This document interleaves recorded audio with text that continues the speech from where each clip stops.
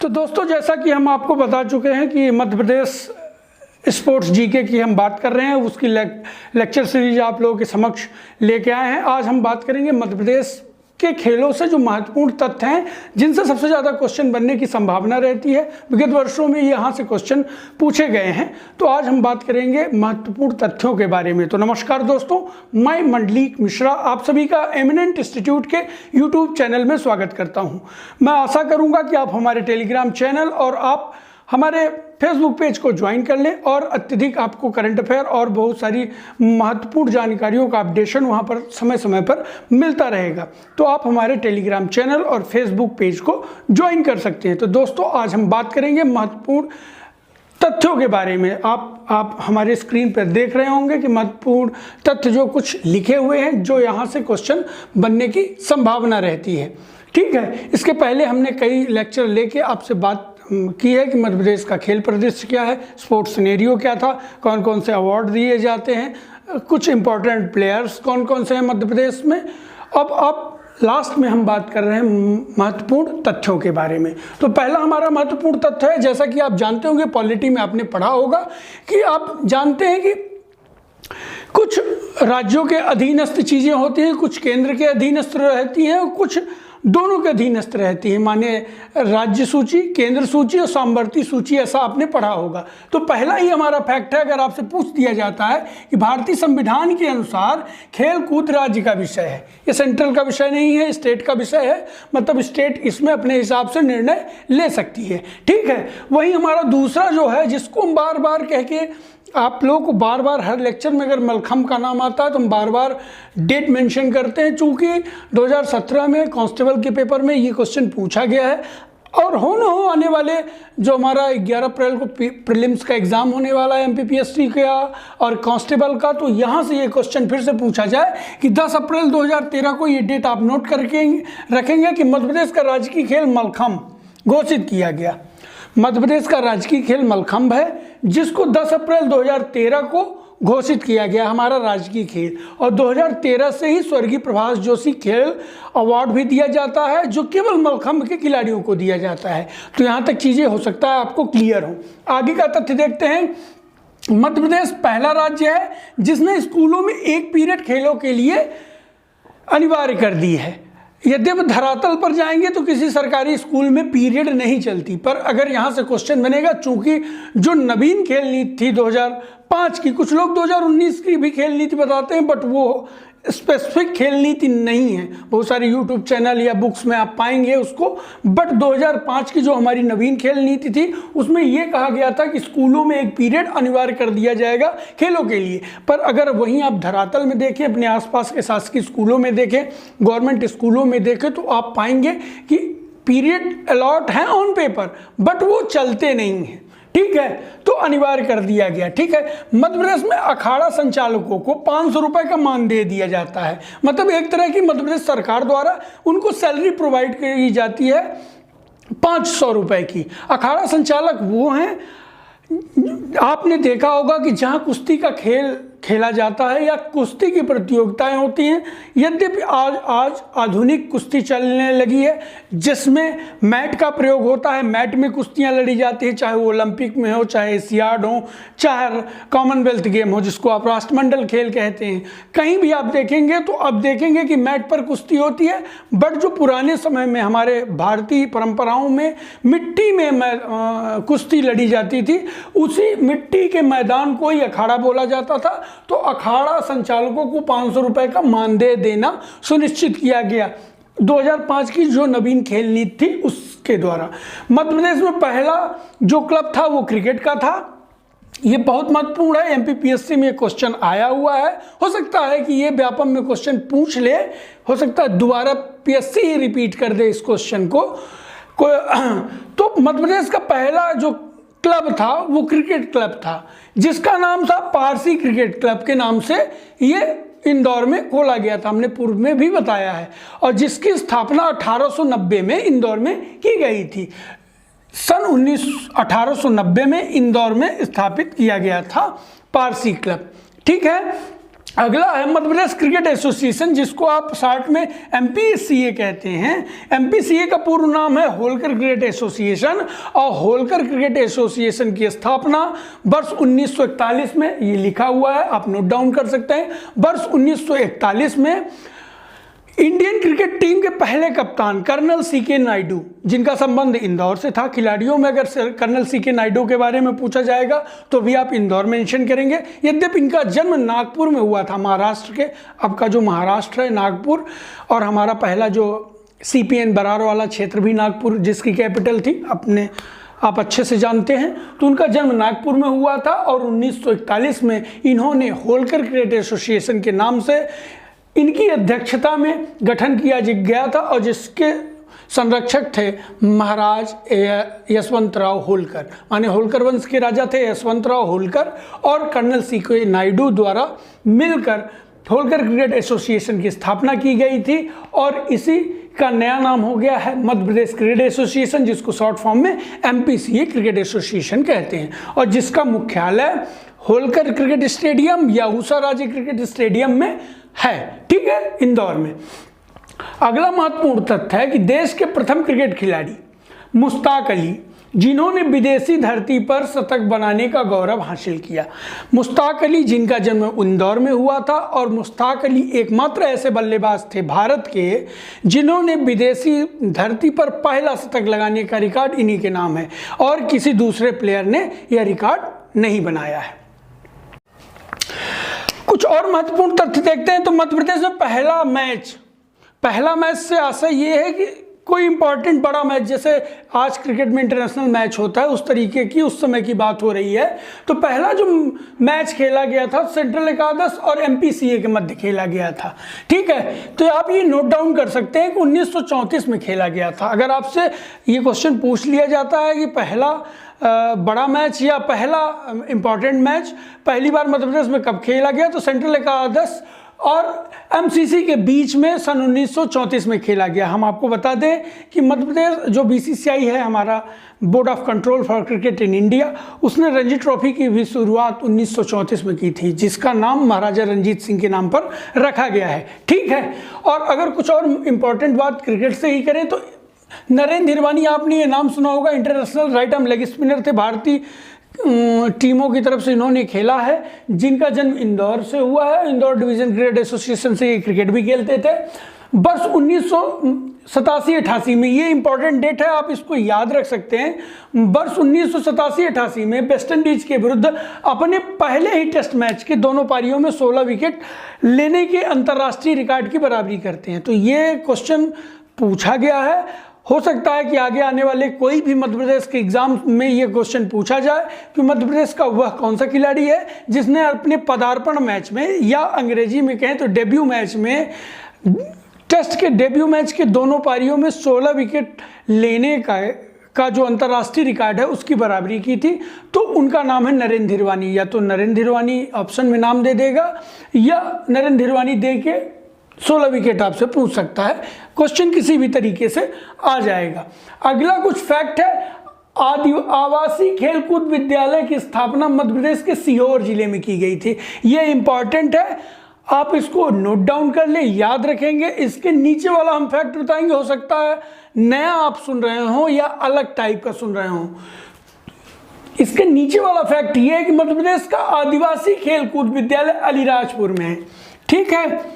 ये सीहोर और अलीराजपुर को आप याद रखेंगे। यहाँ बात हो रही आवासीय की हो रही है, ठीक है, रेजिडेंशियल की बात हो रही है, जहाँ खिलाड़ी रुकते हैं, रुककर हॉस्टल व्यवस्था रहती है और वहाँ अपना कोचिंग लेते हैं। तो आवासीय खेलकूद विद्यालय की स्थापना सीहोर में की गई है, लेकिन ट्राइबल खेलकूद विद्यालय की बात हो रही है, आदिवासी खेलकूद विद्यालय की बात हो रही है, वो अलीराजपुर में है। तो यहाँ कंफ्यूज नहीं होना है आपको, इसीलिए मैंने ये फैक्ट एक साथ लिखा है कि जिससे आपको आराम से मैं क्लियर करा सकूं और चीज़ें आप लोगों को क्लियर हो जाएं, कंफ्यूजन ना हो। तो आवासी की अगर बात आएगी तो रेसिडेंशियल की बात आएगी तो सीहोर में, और ट्राइबल माने आदिवासियों की बात आएगी तो अलीराजपुर में। ठीक है, और दोनों एकमात्र ही विद्यालय हैं। अब आसी एकमात्र विद्यालय सीहोर और एकमात्र आदिवासी विद्यालय अलीराजपुर में खोला गया है। कंफर्म है? ठीक है। अगला फैक्ट है रानी लक्ष्मीबाई प्रशिक्षण विश्वविद्यालय ग्वालियर में है। ठीक है, रानी लक्ष्मी, जिसको आप LNIP कहते हैं। ठीक है, LNIP प्रशिक्षण संस्थान ग्वालियर में खोला गया है, जो कि एशिया का सबसे बड़ा शारीरिक प्रशिक्षण संस्थान है। ठीक है, अब इसका आपसे वर्ष पूछ लिया जाता है कि इसकी स्थापना कब हुई थी, तो 1957 में इसकी स्थापना हुई थी, रानी लक्ष्मीबाई शारीरिक प्रशिक्षण संस्थान की। ठीक है, जो कि विश्वविद्यालय है, डीम्ड यूनिवर्सिटी है, स्वायत्त है, और 1957 में इसकी स्थापना होती है ग्वालियर में। इसके कई सब सेंटर भी हैं, गुवाहाटी जैसे क्षेत्र जगह पर इसके कई सब सेंटर चलाए जा रहे हैं। ठीक है, अगला है कि मध्य प्रदेश में मलखंभ अकादमी की स्थापना उज्जैन में की गई है। ठीक है, अगर आपसे मलखंभ अकादमी के बारे में पूछ लेता है तो आपका आंसर होगा उज्जैन। उज्जैन में खोला गया है। और भोपाल को हॉकी की नर्सरी का गौरव प्राप्त है। अब नर्सरी का मतलब समझ गए होंगे आप। हॉकी का नर्सरी का गौरव भोपाल को इसलिए प्राप्त है कि हॉकी से रिलेटेड जितने भी खिलाड़ी हैं ज़्यादातर भोपाल से निकले हैं। मतलब भोपाल ही ऐसा जिला है जहाँ बहुत सारे अच्छे लेवल पर हॉकी के खिलाड़ियों ने प्रतिनिधित्व किया अपने प्रदेश का, देश का। ठीक है, इसलिए इस हॉकी को, भोपाल को हॉकी का नर्सरी कहा जाता है। ठीक है, ये महत्वपूर्ण तथ्य है। आप सभी जानते होंगे इंदौर को खेल राजधानी कहा जाता है, क्योंकि इंदौर शहर में ज़्यादातर एसोसिएशन विद्यमान हैं और सारी खेल गतिविधियाँ इंदौर में होती है, इसलिए इंदौर को मध्य प्रदेश की खेल राजधानी भी कहा जाता है। जबलपुर स्थित रानीताल क्रिकेट स्टेडियम और साइकिलिंग वेलोड्रम स्टेडियम की नींव कांग्रेस के शासनकाल में 1999 में पड़ी थी। जब दिग्विजय सिंह की सत्ता थी, कांग्रेस गवर्नमेंट थी, तब इसकी नींव 1999 में पड़ी थी। हमने दोनों लिख दिया, साइकिलिंग और वेलोड्रम सेम ही नाम है, कंफ्यूज ना हो इसलिए मैंने दोनों नाम आपको लिख दिया कि अगर वेलोड्रम आप नहीं रिलेट कर पाएंगे तो आपको ये याद रखना है कि साइकिलिंग की। ठीक है, और रानीताल में भारतीय खेल प्राधिकरण का प्रशिक्षण केंद्र है। और ठीक है, और इस प्रशिक्षण केंद्र में 9 खेल विधाओं का कोचिंग सेंटर खोला गया है। वैसे तो भारतीय खेल प्राधिकरण का क्षेत्रीय मुख्यालय गोरेगांव में है, पर उसका भी सब सेंटर की बात हो रही है। सब सेंटर जबलपुर के रानीताल में है। ठीक है, जहां पर 9 खेल विधाओं का कोचिंग सेंटर खोला गया है। अब दोस्तों, अगर आपको स्क्रीनशॉट लेना हो तो मैं थोड़ा सा किनारे हो जाता हूं, आप इसका स्क्रीनशॉट भी ले सकते हैं। कुछ महत्वपूर्ण तथ्य और हैं। मध्य प्रदेश की राजधानी भोपाल से 20 किलोमीटर दूरी पर सतगढ़ी, ये आप नोट डाउन कर रहे हैं, सतगढ़ी नामक एक जगह है जो सर्व सुविधा युक्त खेल गांव स्थापित किया जाएगा। ठीक है, आने वाले समय में उस पर काम चालू है, जो प्रदेश का पहला खेल गांव होगा। ये इंपॉर्टेंट फैक्ट है, आप इसको नोट डाउन करके रखिए, यहाँ से क्वेश्चन आने की संभावना है। बालीवाल बालक हॉस्टल नरसिंहपुर जिले में सन 2000 में प्रारंभ किया गया। ठीक है, आपको एक और नाम मिलता है हॉकी छात्रावास का, जो कि जबलपुर के डिवीज़न के नरसिंहपुर जिले में। वो गलत है, आप अगर ये डाटा कहीं पा रहे हो तो उसको काट दें, ये गलत डेटा है। आप है वॉलीबॉल का एकमात्र नरसिंहपुर में एकमात्र हॉस्टल है, वो है वॉलीबॉल का, जिसकी स्थापना वर्ष 2000 में हुई थी, दिग्विजय कांग्रेस के शासनकाल में हुई थी। ठीक है, खेल व कल्याण विभाग द्वारा सिवनी जिले में एस्ट्रोटर्फ युक्त हॉकी का मैदान बनाया जा रहा है। हमने पूर्व में एस्ट्रोटर्फ के बारे में बताया आपसे कि ऐसा मैदान जिसमें कृत्रिम घास हो, प्राकृतिक घास न उगी हो, कृत्रिम घास लगाई गई हो, उसको एस्ट्रोटर्फ बोलते हैं। एस्ट्रोटर्फ का यूज सिर्फ हॉकी में होता है, और टर्फ विकेट की बात हो तो वो क्रिकेट में होता है। वहाँ पर दूसरी जगह से घास को लगाई जाती है, लेकिन कृत्रिम घास ही उगती है उसमें, टर्फ विकेट में, और यहाँ हाथ द्वारा घास को बना के लगाई जाती है। ये अंतर है बेसिक। ठीक है, तात्या टापू स्टेडियम में मध्य प्रदेश का खेल संग्रहालय बनाया गया है। मध्य प्रदेश का एकमात्र संग्रहालय तात्या टोपे स्टेडियम, जिसको शॉर्ट फॉर्म में टीटी नगर स्टेडियम या टीटी स्टेडियम बोलते हैं, वहाँ है। अगर यहाँ से आपसे क्वेश्चन पूछा जाता है कि खेल संग्रहालय मध्य प्रदेश में कहाँ स्थापित है, तो अगर जिले का नाम आएगा तो भोपाल में, अगर स्टेडियम ऑप्शन में देता है तो टीटी स्टेडियम में आपका आंसर होना चाहिए। ठीक है, ये भी महत्वपूर्ण तथ्य है, आप इसको नोट डाउन कर सकते हैं। अगला है कि खेलों के समुचित विकास है, तो मध्य प्रदेश शासन ने अपनी पहली खेल नीति 1989 में, पहली खेल नीति मध्य प्रदेश पटवा सरकार द्वारा, जब पटवा सरकार थी उस समय पहली खेल नीति मध्य प्रदेश की सन 1989 में घोषित की गई थी।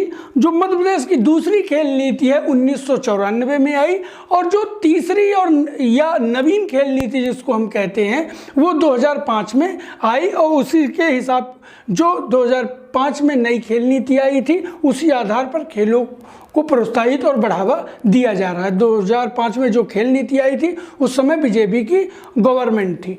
ठीक है, तो ये लिखा है, ये इंपॉर्टेंट चीज़ है और आप इसको नोट डाउन कर सकते हैं कि नवीन खेल नीति 2005 में और पहली खेल नीति 1989 में आती है। और दूसरी अगर खेल नीति, खैर वो पूछा नहीं जाएगा, फिर भी आप अपनी जानकारी के लिए याद रख सकते हैं कि 1994 में जब हमारा विश्वामित्र और एकलव्य पुरस्कार देना प्रारंभ हुआ, तब से दूसरी खेल नीति हमारी आई। तो आप ऐसे रिलेट कर सकते हैं कि विश्वामित्र और एकलव्य और दूसरी खेल नीति ये सब 1994 में आए, तो आप इसको ऐसे रिलेट कर सकते हैं। जाल गोदरेज इंपॉर्टेंट है, ये क्वेश्चन पूछे गए हैं।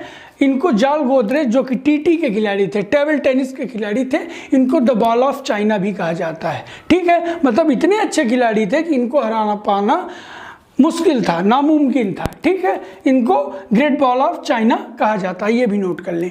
राज्य का जो खेलों में सर्वोच्च पुरस्कार है वो विक्रम पुरस्कार है। ठीक है, हम पुरस्कारों में इसका जिक्र कर चुके हैं, फिर भी आप एक बार पुनः नोट डाउन कर लें कि विक्रम खेल अवार्ड जो है वो मध्य प्रदेश का खेलों में दिए जाने वाला सर्वोच्च अवार्ड है। इसमें 1 लाख रुपए दिया जाता है 2013 के बाद। अगर 2013 के पहले की बात हो तो 50,000 रुपये दिया जाता था।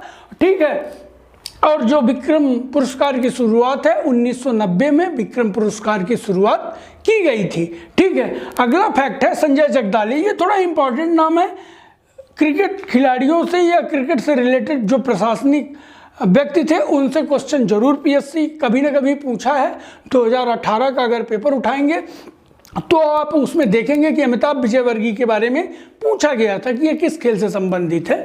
तो संजय जगदाले से भी क्वेश्चन पूछा जा सकता है। और ये बीसीसीआई के सचिव थे। बीसीसीआई बता दें हम आपको कि बीसीसीआई वह संस्था है जो भारतीय क्रिकेट टीम को या क्रिकेट को पूरी तरीके से अपने हिसाब से चलाती है, चाहे वो डोमेस्टिक हो चाहे इंटरनेशनल हो। बीसीसीआई का फुल फॉर्म है board of control for cricket in India. BCCI के वर्तमान जो अध्यक्ष हैं तो क्रिकेट के बंगाल टाइगर या दादा कहे जाने वाले हैं, जिनका नाम आप सभी भली भांति जानते हैं कि सौरभ चांदीदास गांगुली उनका फुल फॉर्म नाम है, पूरा नाम है सौरभ चांदीदास गांगुली, जो कि बंगाल से आते हैं और भारतीय क्रिकेट टीम के पूर्व कप्तान भी रह चुके हैं। वो वर्तमान में इसके अध्यक्ष हैं।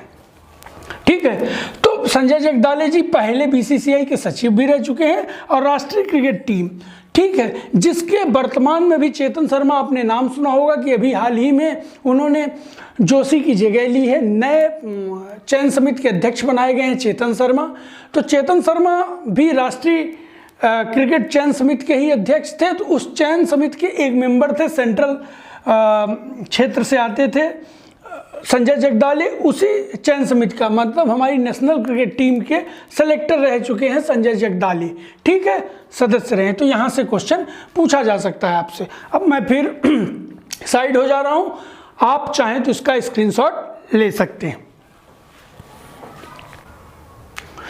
मध्य प्रदेश के ग्वालियर निवासी सत्येंद्र सिंह लोहिया, ये थोड़ा इंपॉर्टेंट है, इसको नोट डाउन कर लीजिए।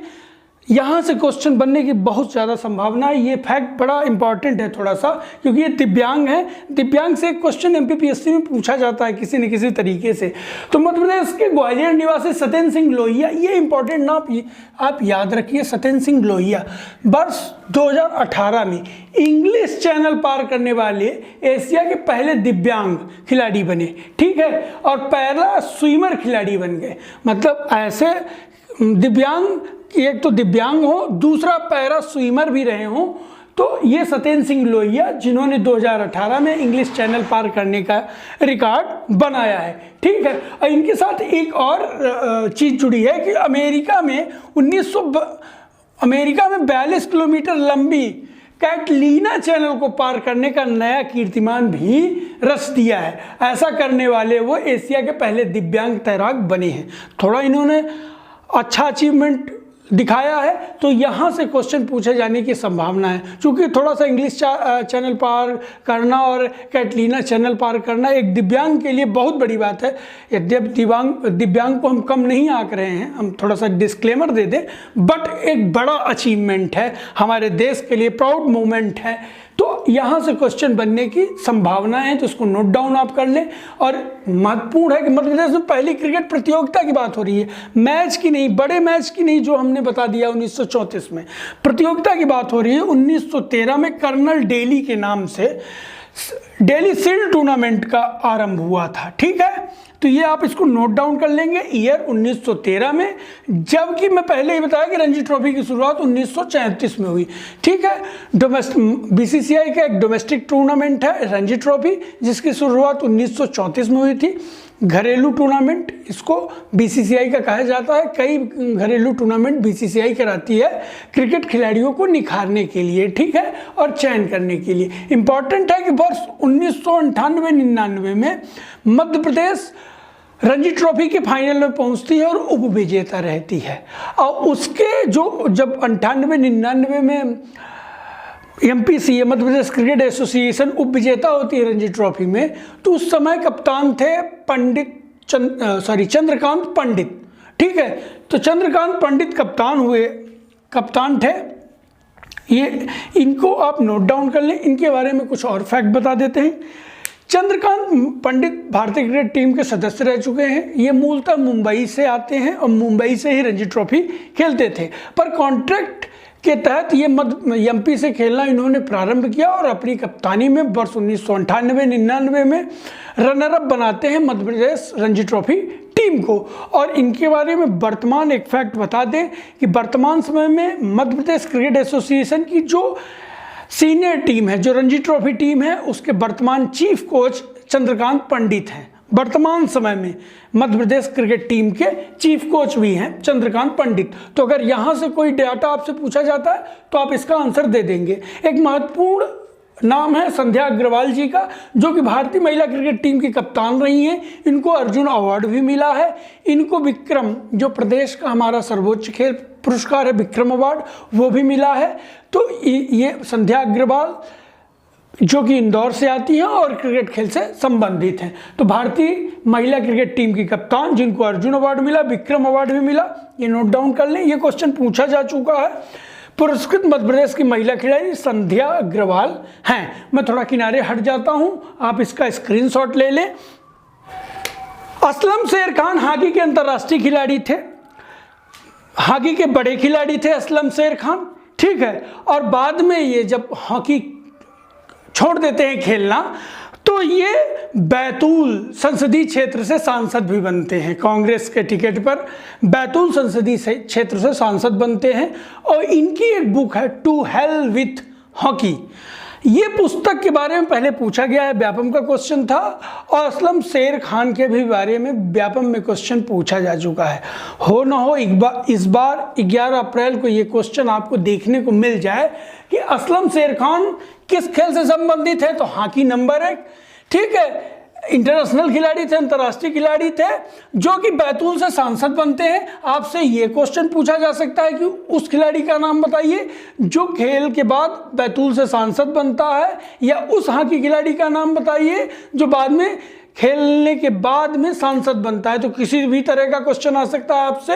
अब पूछा जाता है तो बैतूल से ये सांसद बनते हैं कौन? असलम शेर खान। और उनकी बुक का नाम है टू हेल विथ हॉकी, या टू हेल विथ हॉकी किस खिलाड़ी की रचना है? ये भी क्वेश्चन आपसे बन सकता है। मतलब इस 2 लाइन में कम से कम 4 से 5 क्वेश्चन छुपे हुए हैं। ठीक है, तो जो क्वेश्चन बनेगा तो आप आसानी से आंसर करेंगे, इसको नोट डाउन कर लें और इसमें स्टार लगा लें, इंपॉर्टेंट भी लगा लें, क्योंकि व्यापम क्वेश्चन पूछ चुका है। हो न हो कि व्यापम में पुलिस आने वाले पुलिस के एग्जाम में पूछ लिया जाए या एमपीपीएससी के प्रीलिम्स में पूछ लिया जाए। ठीक है, इस प्रीलिम्स में पूछता है तो अच्छी बात है, नहीं पूछता तो अगले प्रीलिम्स में भी पूछे जाने की संभावना है। चूंकि आप जानते होंगे, आपने क्वेश्चन पेपर एनालिसिस किया होगा कि हर वर्ष 5 से 10 क्वेश्चन स्पोर्ट्स से आते हैं और अच्छे क्वेश्चन रहते हैं, इतने भी हल्के नहीं रहते कि आप आसानी से आंसर कर लें। तो इसलिए हम थोड़ा मेहनत कर रहे हैं, थोड़ा आप मेहनत करें। और अगर आपको हमारी क्लास अच्छी लग रही हो तो कृपया करके अपने दोस्तों में जो भी कॉम्पिटिटिव तैयारी कर रहे हैं उन तक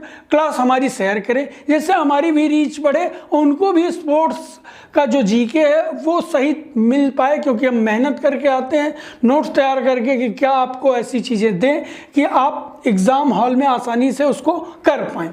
ठीक है, तो आगे देखते हैं कि मध्य प्रदेश के हॉकी खिलाड़ी लतीफ़ अनवर की यहाँ बात हो रही है, ये इंपॉर्टेंट है। लतीफ़ अनवर पहले मध्य प्रदेश के खिलाड़ी थे। भारत पाकिस्तान के जब 1947 में बंटवारा किया गया तो ये बंटवारे में पाकिस्तान चले जाते हैं और बाद में पाकिस्तान हॉकी टीम के कप्तान भी बनते हैं। तो इनसे क्वेश्चन पहले पूछा जा चुका है, आगे भी संभावना है कि पूछे जाएगी कि बाद में पाकिस्तान हॉकी टीम के कप्तान बनते हैं। कौन? लतीफ़ अनवर। लतीफ़ अनवर का संबंध भी मध्य प्रदेश से है। तो ठीक है, माने पार्टीशन के बाद ये पाकिस्तान जाते हैं, वहाँ की नेशनल टीम के कप्तान रहते हैं। और पार्टीशन के पहले मध्य प्रदेश के हॉकी के खिलाड़ी थे जो कि इंटरनेशनल लेवल पर इंडिया को, उसमें ब्रिटिश इंडिया को रिप्रेजेंट कर रहे थे। ठीक है, क्लियर है यहाँ तक बात? अब इम्पॉर्टेंट है, इसको स्टार आप लगा ही लो क्योंकि दिव्यांग से क्वेश्चन पूछा जाता है। सोनू गोलकर टाइप से पिछले कुछ एग्जामों में क्वेश्चन पूछे गए हैं। यद्यपि वो अवार्ड से थे कि अर्जुन अवार्ड एक दिव्यांग को मिलता है, 10 में से एक दिव्यांग रहता है। पर यह भी इम्पॉर्टेंट है, जैसे हमने आपको लोहिया जी के बारे में, सत्येंद्र सिंह लोहिया के बारे में अभी बताया कुछ 2-4 मिनट पहले, ऐसे सीता साहू के बारे में भी आप जान लें। क्या सीता साहू ये कहाँ की निवासी है? रीवा की निवासी है। ठीक है, तो अगर सीता साहू का संबंध किस जिले से है तो आपका आंसर रीवा होगा। इसमें भी कई क्वेश्चन छुपे हुए हैं। तो रीवा निवासी सीता साहू ने स्पेशल एथेंस ओलंपिक में, इसको नोट डाउन रखें, 2011 में हुआ था। ठीक है, स्पेशल एथेंस ओलंपिक 2011 में 200 मीटर में और 1600 मीटर की जो रेस होती है, जो ट्रैक इवेंट होते हैं, उसमें 2 कांस्य पदक प्राप्त किया था। मतलब 200 मीटर में भी एक पदक, कांस्य पदक था और 1600 मीटर में भी एक कांस्य पदक था। कौन से? स्पेशल एथलेटिक ओलंपिक था, माने एथेंस ओलंपिक था 2011 में। मतलब ये भी डिसेबल वाले में ही आते हैं और एक डिसेबल से क्वेश्चन अवश्य ही एमपीपीएससी में पूछ लिया जाता है। तो इसीलिए हमने स्टार लगा दिया। कृपया करके आप लोग भी स्टार लगा लें। और इनके बारे में तो आप सभी जानते होंगे कि पान सिंह तोमर, इनके 2011 में समथिंग, अगर थोड़ा 10 या 11 है, मूवी कब आई थी, मैं भी, मुझे जो लगता है कि 2011 में तिग्मांश धूलिया ने इसको डायरेक्ट किया था। और मुझे लगता है कि आपके भी फेवरेट एक्टर रहे होंगे इरफान खान, जिनका देहांत हो गया अभी ही कैंसर के वजह से। तो उन्होंने अभिनय किया था पान सिंह तोमर का ज़बरदस्त। मुझे तो व्यक्तिगत रूप से काफ़ी पसंद थे वो एक्टर। हॉलीवुड में भी काफ़ी सक्रिय थे, भारत का रिप्रेजेंट, माने भारत को रिप्रेजेंट कर रहे थे। काफ़ी नाम हमारी कंट्री का हो रहा था उनकी वजह से। हॉलीवुड में भी उन्होंने कई मूवी की। ठीक है, तो उन्होंने पान सिंह तोमर के कैरेक्टर को जीवांत किया, पान सिंह तोमर उनकी बायोपिक में। और तिग्मांश धूलिया ने इसको डायरेक्ट किया था इस फिल्म में। उसमें एक डायलॉग है जो मुझे बड़ा पसंद था, शायद आपको भी पसंद हो, कि बीहड़ में तो बागी होते हैं, डकैत मिलते हैं पार्लियामेंट में। ठीक है, इनको डकैत भी कहा जाता है। तो पान सिंह तोमर एक तो एथलीट खिलाड़ी थे, पूर्व सैनिक थे, बताने की जरूरत नहीं है। अगर आप लोगों ने मूवी देखी होगी तो उसमें सजीव चित्रण किया गया है, तो आपने देखा होगा। पहले सैनिक थे, ठीक है, एथलीट खिलाड़ी थे और बागी, बाद में ये बंदूक लेके बागी हो जाते हैं। खैर ये गलत करते, बंदूक लेके बागी नहीं होना चाहिए। कानूनी क्षेत्रों में रह के ही अपने अधिकार को हासिल करना चाहिए। मैं ये बिल्कुल नहीं चाहता कि कोई भी व्यक्ति हमारे संविधान के ऊपर उठ के और जो भी हमारी CRPC IPC की धाराएं हैं उनसे बियॉन्ड जाके ऐसा कोई कार्य करे। बिल्कुल भी ऐसे किसी को नहीं करना चाहिए, पर इन्होंने किया। बट ये अच्छे एथलीट थे, ठीक है। जिनका जन्म मुरैना जिले में होता है। मुरैना जिले में एक पोरसा तहसील है, उसके निकट भिडोसा नामक गांव में इनका जन्म हुआ था। तो हो सकता है कि पान सिंह तोमर से भी आपसे क्वेश्चन पूछ लिया जाए, ठीक है। और ये हडल्स मतलब बाधा दौड़ में खेलते थे। अब मैं थोड़ा किनारे हट गया हूँ, आप चाहें तो इसको स्क्रीनशॉट ले लेते हैं। ये चूँकि महत्वपूर्ण तथ्य है, ये बाद में हमने इसको जानबूझ के लिखा कि चूँकि आपको लास्ट तक वीडियो देखने में सहायता मिलेगी और आप इसको अच्छे से लिख पाएंगे और याद कर पाएंगे। ये थे हमारे महत्वपूर्ण तथ्य मध्य प्रदेश के खेलों के। यहीं से हम मध्य प्रदेश का जो खेलों का जीके है वो ख़त्म होता है। आगे हम बात करेंगे राष्ट्रीय जो स्पोर्ट्स जीके है नेशनल लेवल का, उस पर हम बात करेंगे कि संस्थाएं, खिलाड़ी, पुरस्कार आदि पर बात हम करेंगे आपसे। तो दोस्तों, आपको हमारा वीडियो कैसा लगा? आप हमारे कमेंट में बताएं कि आपको वीडियो कैसा लगा। हमारे चैनल पर बने रहें, हमारे चैनल को लाइक करें, सब्सक्राइब करें, बेल आइकन प्रेस करें, अधिक से अधिक लोगों को शेयर करें, जिससे हमारी भी रीच उन तक बढ़ पाए और वो भी अच्छा कंटेंट पा पाएँ। बहुत बहुत धन्यवाद।